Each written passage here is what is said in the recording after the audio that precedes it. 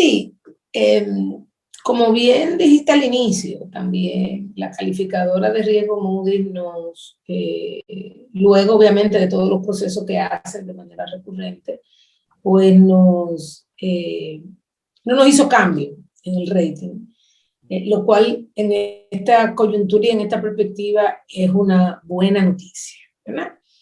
Y es una noticia, yo creo, que refleja varias cosas. Tú decías al inicio que estaba vinculada a esa alta probabilidad de la ejecución de una reforma tributaria, bajo cualquier escenario, pero de una aprobación de una reforma tributaria. Yo creo que también refleja el hecho de que, a pesar de que República Dominicana fue de esos países que en medio de esa pandemia hizo un cambio de gobierno, hizo un cambio de partido y pudo manejar durante todo ese proceso los temas básicos y fundamentales relativamente bien a nivel de lo que fue la pandemia. Vimos cómo estábamos dentro de los países que estaban mostrando los riesgos más bajos. A pesar de eso se hizo una apertura gradual. El crecimiento económico, finalmente terminamos con crecimiento relativamente bueno cuando se compara con la región, ¿verdad? Menos de un 7% de crecimiento. Ya en el mes de febrero se vio un inicio de la actividad económica con todo, y que hoteles, bares y restaurantes todavía no está a su nivel. Viendo la perspectiva de los inversionistas extranjeros, que la inversión extranjera directa con todo y eso en República Dominicana tuvo una caída, comparándolo con un nivel muy alto del año 2019, porque cuando tú lo comparas con 2018 tuvo un nivel de flujo de inversión extranjera relativamente bueno, y eso claramente es un reflejo también de la reinversión de utilidades, ¿verdad? Esas grandes multinacionales, cuando tenían que decidir hacia dónde iban a alocar los capitales, bueno, se dieron claramente cuenta de que cualquier lugar donde se pusieran esos capitales iba a ser riesgoso.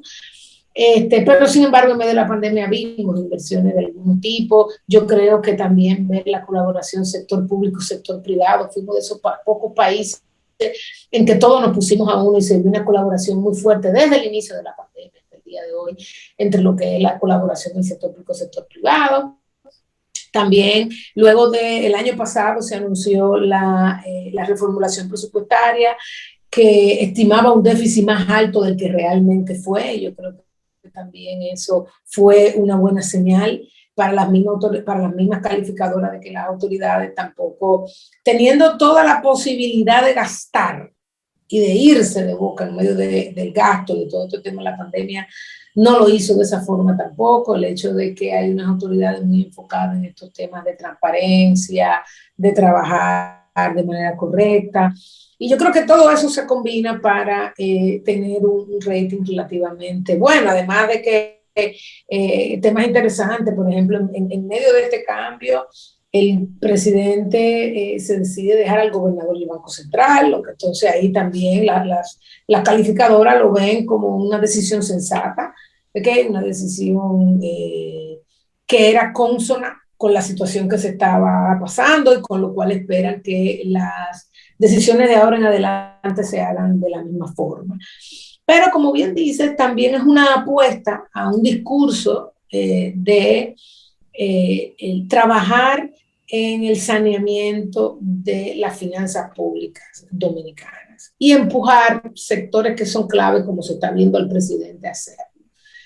En ese ámbito, Andy, pues claramente ya todos los sectores, cada vez que se avecina, que se habla, que se piensa de una reforma tributaria, pues todos los sectores se ponen en alerta, sobre todo los sectores que tradicionalmente son los afectados por una reforma tributaria, ¿verdad? Y lo que hemos visto, obviamente, en los últimos años, es que las reformas tributarias se han recostado más, la balanza ha ido más hacia la facilidad de recaudo, más que hacia la eficiencia per se, efectividad, inequidad o equidad recaudatoria, ¿no? Realmente te vas a sectores como telecomunicaciones, como bebida, como combustible, que son sectores donde el recaudo es mucho más fácil de realizar. Sin embargo, hay elementos que no han estado presentes en la reforma tributaria pasada, como el tema de la simplificación del, del sistema tributario, que es una discusión que ha estado ahí siempre sobre la mesa, tan necesaria, sobre todo para que la administración tributaria sea más sencilla y por ende tratar de disminuir los niveles de evasión que tenemos hoy en día. Entonces, eso es un reto que tenemos hacia adelante. Muchos dicen, mira, pero ¿cómo vamos a hacer una reforma? Porque la palabra reforma tributaria siempre da como miedo. Pero ¿y cómo es que vamos a hacer una reforma? Todo el mundo piensa que me van a aumentar los impuestos, etc. Y yo creo, Andy, que ahí radica el reto. Una reforma fiscal, vamos a llamarla una reforma fiscal, va mucho más allá que la tasa impositiva, donde la tasa es importantísima. Eso estamos claros, hay 10.000 teorías ya que nos explican cómo está relacionada el nivel de la tasa tributaria con la evasión tributaria, ¿verdad? La capacidad de recaudo que tiene el Estado en términos de la efectividad de su recaudo.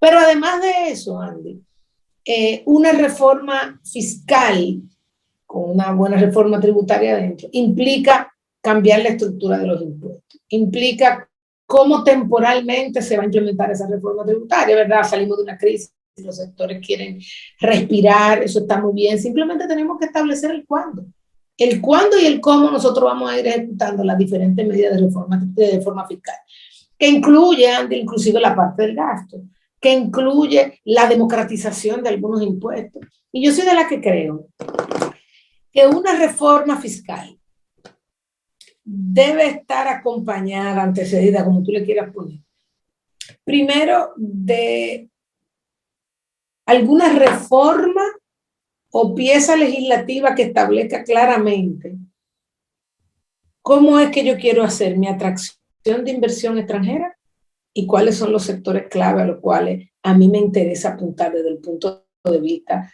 de las reglas para las exenciones fiscales. ¿Por qué? ¿Por qué, Andy? Porque son múltiples, son muchos, están ahí. Es simplemente poner una regla y establecer bien los procesos de desmonte o de estabilización de aquellas piezas que establecen exenciones a múltiples sectores de múltiples formas. Entonces, en ese ámbito, lo primero que tú tienes que dejar claro es cuáles son mis sectores clave, críticos, qué es lo que quiero lograr, dónde lo quiero atraer, incluyendo la atracción de la inversión extranjera, ¿verdad? Y eso, ¿con qué es consistente en términos de legislación tributaria? Lo segundo, Andy, ya hoy hemos avanzado muchísimo en términos de procesos y programas de focalización del gasto. Eso siempre es una tarea previa a los procesos de reforma tributaria. Nosotros lo hemos hecho muy bien, tenemos más de 10 años, con un sistema que ha evolucionado espectacularmente bien. Hoy en día, Prosoli, hoy en día el Gabinete Social cuenta no solamente con una base de datos inmensa, sino ya con un proceso y una tecnología para saber dónde está, quién es, cómo es que se le van a dar las ayudas focalizadas. Y eso, Andy, es fundamental. No solamente para las políticas sociales, sino también para poder ejecutar una reforma tributaria. Cuando tú dices, aquí va a pagar ITEVI todo. Ah, pero a estos vulnerables yo se los voy a devolver de tal forma. Eso es muy diferente a países que hoy todavía no lo pueden hacer. Eso. A países que hoy abre el espacio para la politiquería, un esquema como este. Entonces ya eso te está dando a ti un espacio inmenso para tú comenzar a ampliar la base de algunos impuestos, sobre todo la base del ITEVIS, la base del IVA, que inclusive Andy, tenemos un IVA inmenso, tenemos un IVA de 18%.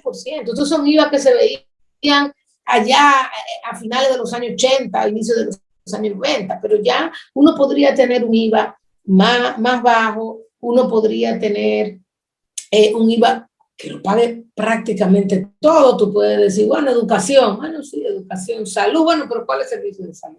Esto lo podemos poner el seguro básico de salud, algún tipo de seguro complementario. Pero si usted se quiere hacer una cirugía plástica, usted tiene que pagar su IVA, ¿verdad? Entonces, en detrimento de mí misma, voy, ¿verdad? Que no me la he hecho, pero ahí vamos a tener que llegar. Entonces, esto es, yo creo que elemental en términos de la reforma. ¿Cuál es la reforma que queremos? No podemos hacer una reforma corriendo, simplemente tributaria y a todo lo que da. Yo creo que eso es básico. Es ideal, como tú bien decías, deberíamos tenerla aprobada este año. Esto debería pasar por Congreso este año. Porque un año más ya no es políticamente viable. Sí. Un año más no es políticamente viable. Eso debería pasar ahora con una perspectiva de aplicación, pero las autoridades tienen que agarrarse de este mástil y no decir cuando llegue la hora de la verdad, no, espérate que esto no lo vamos a implementar, esto tampoco lo vamos a hacer, esto tampoco lo vamos a poner. Entonces, ciertamente yo creo que para muchos sectores puede ser muy positivo. Hay tasas que deberían bajar, hay tasas que deberían ser transversales, temas como el impuesto sobre la renta, nosotros no tenemos que repensar ese tema.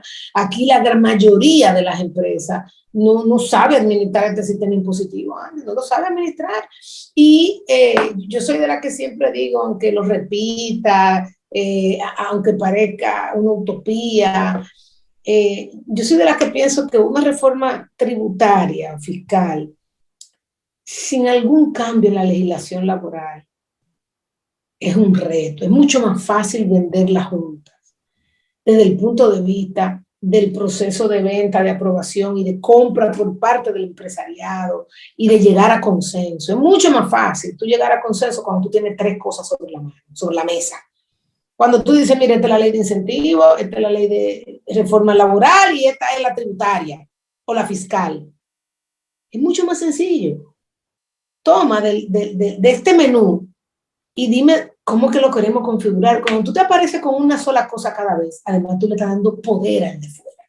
Cuando tú vienes con un solo elemento, tú le estás dando poder. Entonces, yo sí creo que existe ese reto, a pesar de que escuchamos a las calificadoras, al Fondo Monetario, al Banco Mundial hablando de la reforma fiscal, la reforma fiscal, la reforma fiscal. Eso no es así. El mejor ejemplo lo tuvimos nosotros la época que hicimos la mayor cantidad de reformas y la mejor cantidad de reformas. Y las reformas que fueron el punto de partida del inicio del crecimiento económico de calidad en República Dominicana, que fueron aquellas reformas que trajo una crisis, estoy de acuerdísimo, hace el presidente Balaguer. Y no las hizo sola, porque se deben acompañar. Tú no puedes ir a una mesa de negociación con un solo punto. Tú tienes que ir con el tema adecuado. Eso te puede retrasar, pero yo creo que lo que queremos en cada uno de estos ámbitos está más que estudiado, está más que escrito. Yo creo que casi todos sabemos, casi todos los que están hoy en día en las autoridades, los políticos que hoy están fuera del tren gubernamental, los economistas. Hoy en día existe bastante consenso en los puntos críticos de estas 3 grandes reformas, Andy. Y yo creo que inclusive, yo me voy a ir más allá, si las calificadoras, si el Fondo Monetario ve un approach como ese, la historia cambia radicalmente. Pasa de, esta gente está trabajando en una reforma fiscal porque están pensando en la finanza pública. Pasa a esta gente están pensando en un país diferente. A esta gente están pensando en atraer inversión. A esta gente están pensando en la salud del sistema tributario. Esta gente está pensando en el largo plazo y yo creo, Andy, que hacia ahí nosotros debemos dirigir. Sí. Es un tema bastante delicado y es delicado porque lo estamos debatiendo en un momento donde todavía la actividad económica no está recuperada.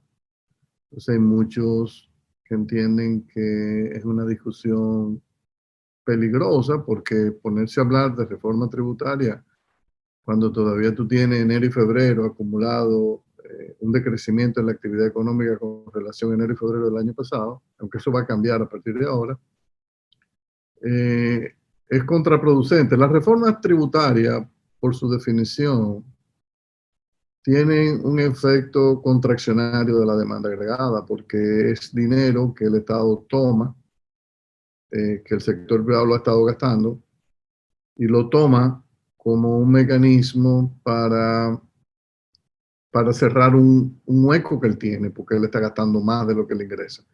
Entonces el efecto neto, por naturaleza, por definición, es recesivo. Entonces, hablar de reforma tributaria en un momento donde tú todavía no te has recuperado es complicado. Entonces, por eso es que Nosotros hemos señalado en varias ocasiones que es importante que esta recuperación sea definitiva en el año 2021 y que el Estado tiene que jugar un rol. A mí a veces me preocupa, Jackie, ver que el Estado está como poniendo todos los huevos de la recuperación en la canasta del turismo. Y yo creo que es un juego peligroso porque es una canasta que nosotros no controlamos. No controlamos porque depende de la velocidad del proceso de vacunación a nivel mundial.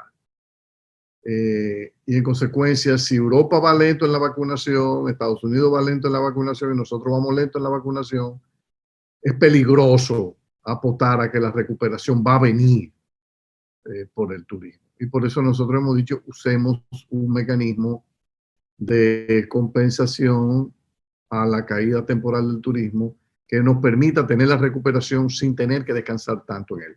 Vamos a tener que pausar. Yo voy a venir con el tema continuar con el tema en el próximo.